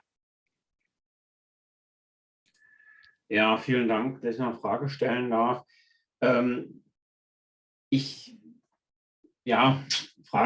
wollte jetzt kein Co-Referat halten. Thema ist, wann ist Ökostrom wirklich Ökostrom? Also nur zwei Beispiele. Der Maisanbau verschlingt sehr viel Wasser, führt zu einer Wildschweinplage, ja, führt zu Monokulturen, dazu zu einem Insektensterben. Ich selber bin sehr oft in Nordskandinavien und habe gesehen, wie der Ausbau der Wasserkraft dort viele große Weiden von Rentieren, die ja von der indigenen Bevölkerung der Sami bewirtschaftet werden. Und dort, was hier mal in Südbaden, in Wyhl, der Protest gegen ein Kernkraftwerk war, gibt es einen ähnlichen Fall in Nordnorwegen. Und auch, ich sage jetzt mal hier in Karlsruhe, die Stadtwerke Ettlingen, wo ich wohne, die bieten einen 100% Ökotarif an, aus Wasserkraft aus Norwegen. Jetzt bin ich Elektrotechniker und muss sagen, es kommt kein Elektron aus Norwegen hier in Ich bitte Ettlingen. nochmal um kurze Fragen. Wir haben inzwischen eine lange Fragenliste. Also ich finde, dass der Begriff des Ökostrom oftmals auch ein Greenwashing ist. Ja, leider ja. Und leider ja, glaube ich, macht aus psychologischer Sicht schon die Energiewende wieder ein bisschen schwierig. Richard, ich will mich auch um kurze Antworten.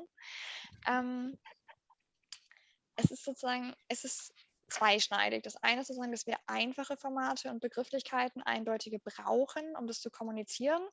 Wenn wir jetzt wieder immer sagen, ja, aber Ökostrom ist ja nicht immer Ökostrom, dann denkt sich die Hälfte der Leute wieder, okay, dann nehme ich keinen Ökostrom, es hilft ja eh nicht.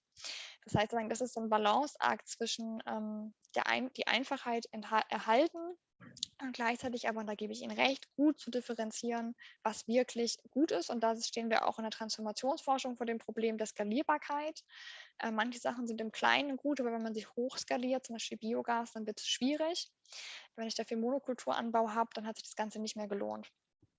Das heißt sozusagen, hier gilt es später noch genauere, bessere Richtlinien zu finden, diese dann ganz klar nach außen zu kommunizieren und wieder der längere Weg in die Bildung von nachhaltiger Entwicklung zu investieren, wie es diese wunderbare Reihe Frühlingstage der Nachhaltigkeit tut, damit die Leute langfristig da selbst besser unterscheiden können.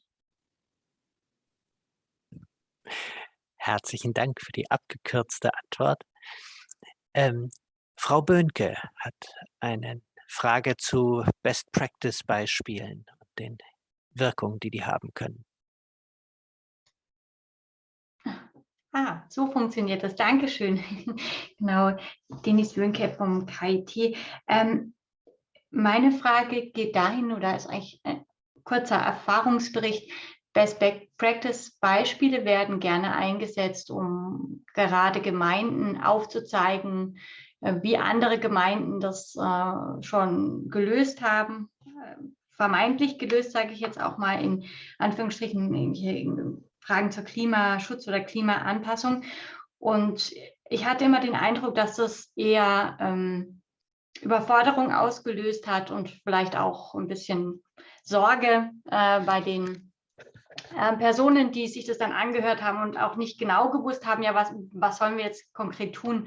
Und daher wollte ich Ihnen danken, dass Sie dieses Thema Best-Practice-Beispiele auch mal aus einer anderen Perspektive gezeigt haben. Und für mich bedeutet das, da muss man einfach auch anders rangehen, eben dieses Lokale. Und das fand ich eine sehr wichtige Erkenntnis. Also danke dafür.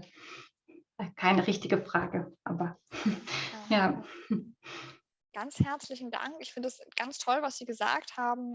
Das widerspiegelt auch viele meiner Erfahrungen wieder. Ich finde es ein bisschen wie Fitnessvideos oder Kochvideos. Die guckt man sich so auf YouTube an, ist total beeindruckt und kocht und Fitness garantiert nicht los, weil es so ein hohes Level ist.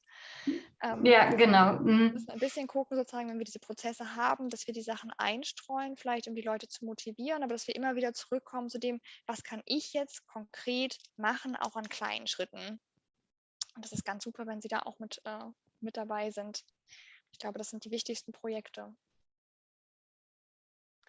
The next question we have is an English one from Orsha Pira regarding financial incentives and their role.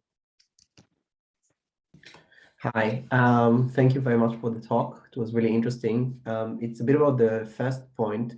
You talked about different incentives. And you said not to look at the financial incentive as inferior. However, many climate scientists would say that our life level today must change to be sustainable, and that we don't pay the real prices of things, especially in the global north. And we must acknowledge the fact that we cannot go on with this life level and with the very low cost of food or technology products and so on. So how can you address, what do you think about it, and how do you think you can address the fact that maybe we all, but also people who disagree with that, will have to accept maybe that we need to pay more, and even if there is no clear direct financial incentive right now, in the long term maybe it's better. Thank you for the question, and completely agree that our lifestyles and the way they often are cannot be sustainable. We are way too much used to flying to different holiday destinations. It's become normal to be away for just a weekend, and I include myself here. I'm not perfect. I do the very same thing. And I guess for those of us who have that kind of lifestyles, it's completely fine if costs are getting higher.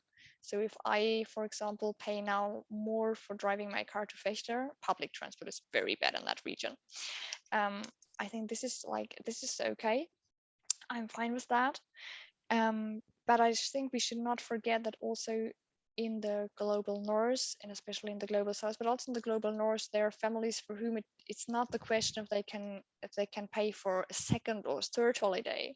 It's the question if they can pay for their energy prices at all. And for those people, we need, of course, financial support in global north and global south. And I also think we need financial investments, incentives overall, because for most people, this is for a lot of people, this is what really works. It doesn't mean that it has to be very cheap. It also can mean that it actually pays out in the end. For example, financing credits for new solar systems, for new heating systems can be financially beneficial for banks and for people and profit the environment. So I think there's also ways around this that do not necessarily mean keeping our lifestyle, but can be a good way in between. And we also need to differentiate between short-term and long-term solutions. Changing our lifestyle is a long-term solution, but I think I've studied too much psychology to believe that we can do that within 20 years. Not completely. So this can be a short-term solution to motivate people to change their behavior right now. Es gibt eine zweite Frage, die das Verhältnis von globalem Norden und Süden betrifft, wo es darum geht, ob Photovoltaik und Windkraftproduktion nicht einen bedenkenswerten Effekt haben. Zoe, bitte. Hallo und erstmal vielen Dank für den Vortrag. Genau, meine Frage war, hing sich so ein bisschen an dem Titel des Vortrags auf, weil Energiewende für alle für mich eben sich eher dann angehört hat wie Energiewende für alle in Deutschland. Genau, und dann so meine Frage ist, wie wir diese Perspektive öffnen können, irgendwie im Kontext von Klimagerechtigkeit eben auch so zu fragen, okay, was bedeutet eine Energiewende für andere, für die anderen, die dann irgendwie dafür aufkommen müssen, zum Beispiel die Metalle zu produzieren, die dann in unseren Technologien drin sind, die wir dann so als grün irgendwie wahrnehmen. Und da habe ich keine Antwort drauf, aber finde es spannend, was dann die Perspektive der Psychologie da so mit einbringen kann.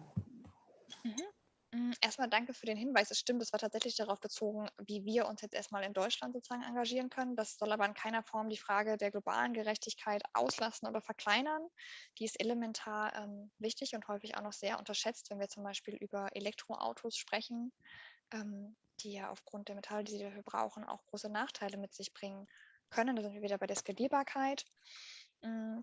Aus psychologischer Perspektive ist, glaube ich, ein Teil ganz spannend, die Construal Level Theory, die besagt, dass für uns was immer schwer fassbar ist, wenn es weit weg ist. Also zum Beispiel die Auswirkungen, die wir auf andere Länder im globalen Süden vielleicht haben.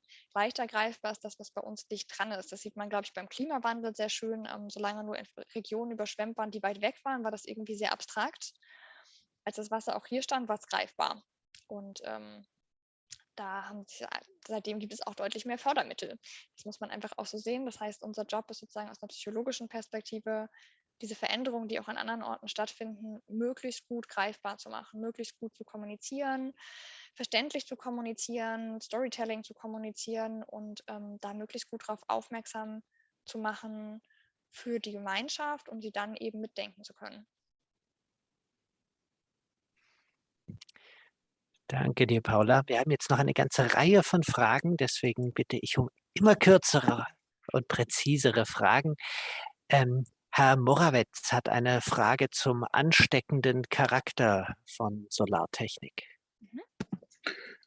Hallo, danke für den Vortrag. Ich wollte fragen, ob das so ist, dass wenn in einer Gemeinschaft oder halt in einer Nachbarschaft jemand sich Solarzellen auf sein Haus packt, ist dann ein Effekt zu sehen, dass die Nachbarn dann mitziehen?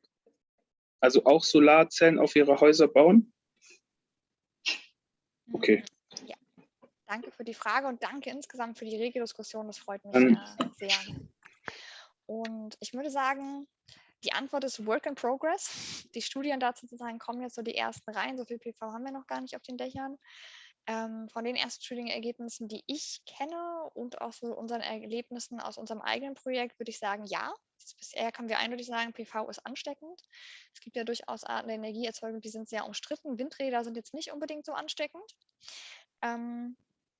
PV ist es häufig schon, auch weil die Leute einfach viel gute Erfahrungen damit machen, also merken sozusagen, dass es nicht sehr stört, dass es sozusagen auch ein guter Beitrag ist, es ist ein sichtbarer Beitrag, das ist für Energiewende ein ganz wichtiger Punkt. Also in anderen Bereichen zeigen wir unser Engagement sehr deutlich. Wenn Sie auf Instagram gehen, können Sie immer zu Menschen sehen, die irgendwie regional und gut essen und das auch erzählen und Energiewende war sehr lange sehr unsichtbar und da hat PV den großen Vorteil, dass man sozusagen damit das sichtbar machen kann. Man kann zeigen, ich finde es gut und es ist machbar, man kann es umsetzen, man kann die Nachbarn dann fragen.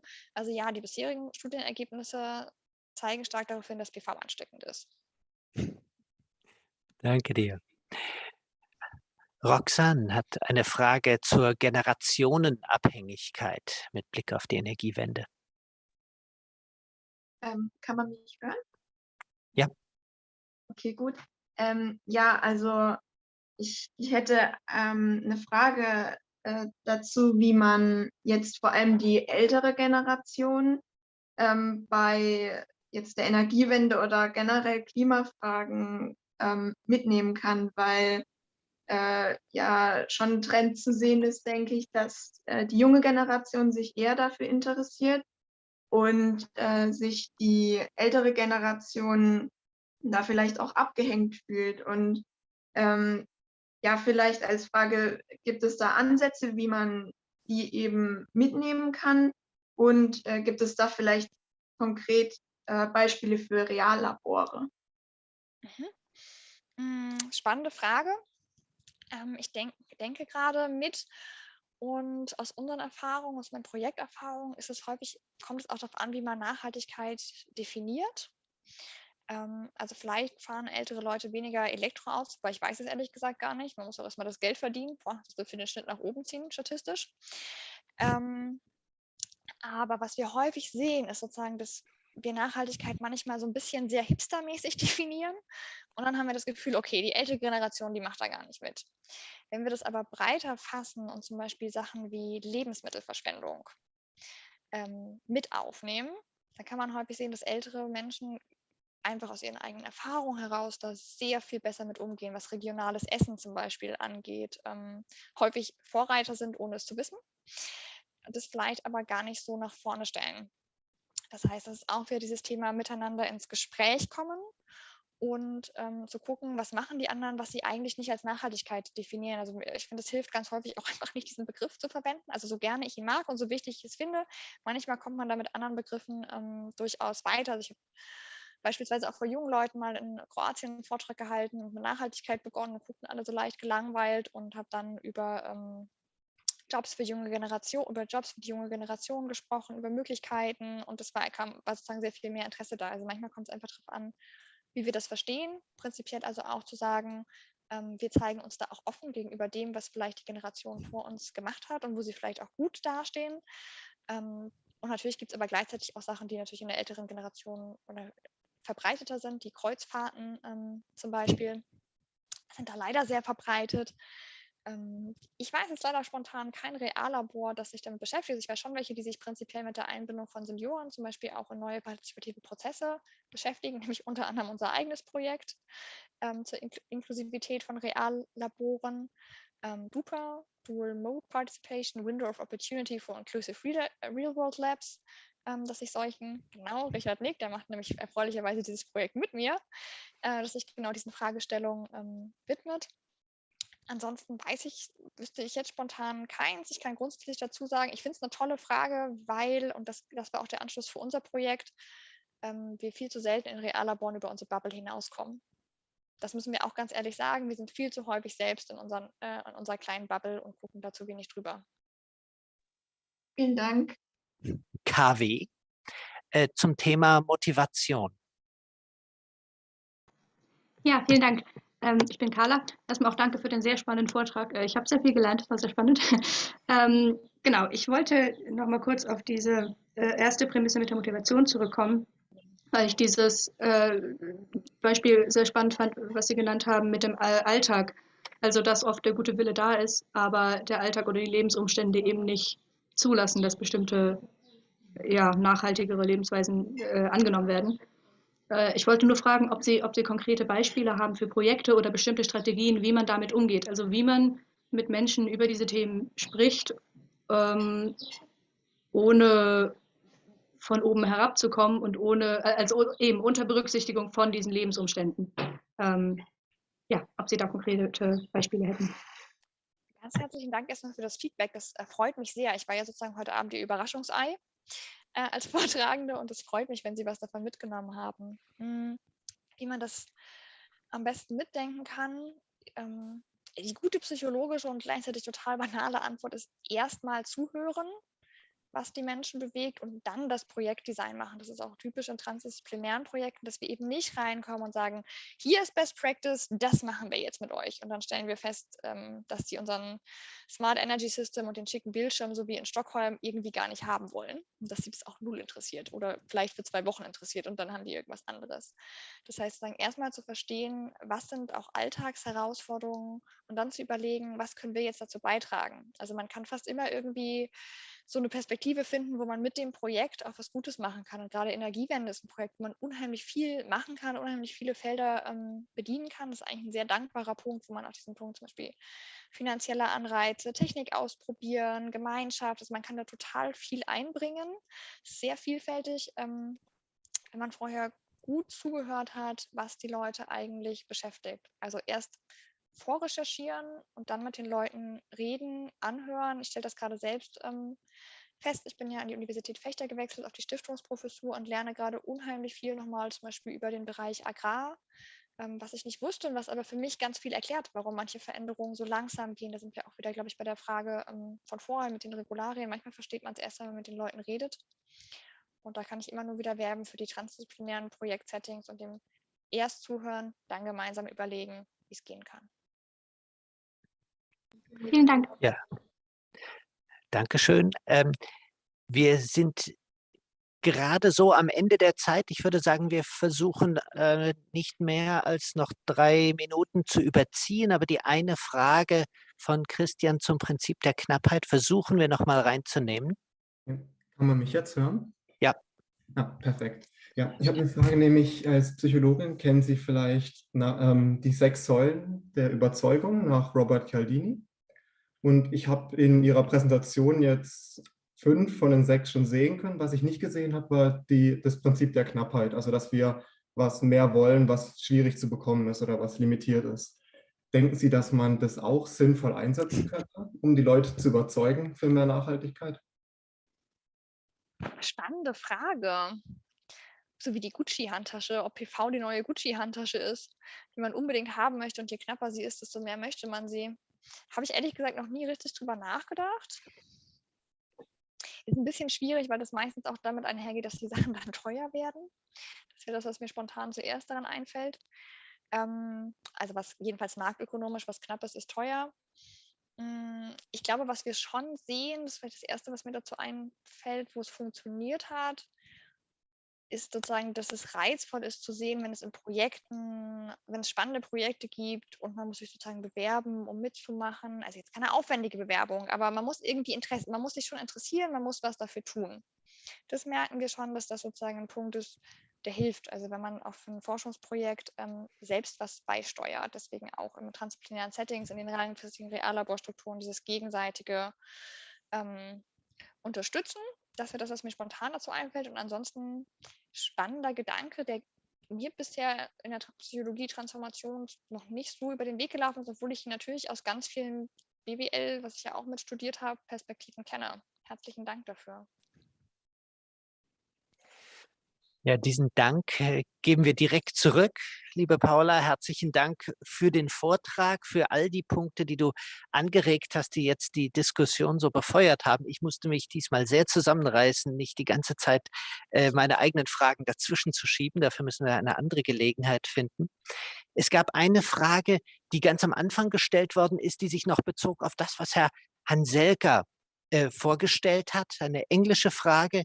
I'll briefly answer that in English. The KIT reporting on sustainability goals, the KIT is building this reporting system at the moment.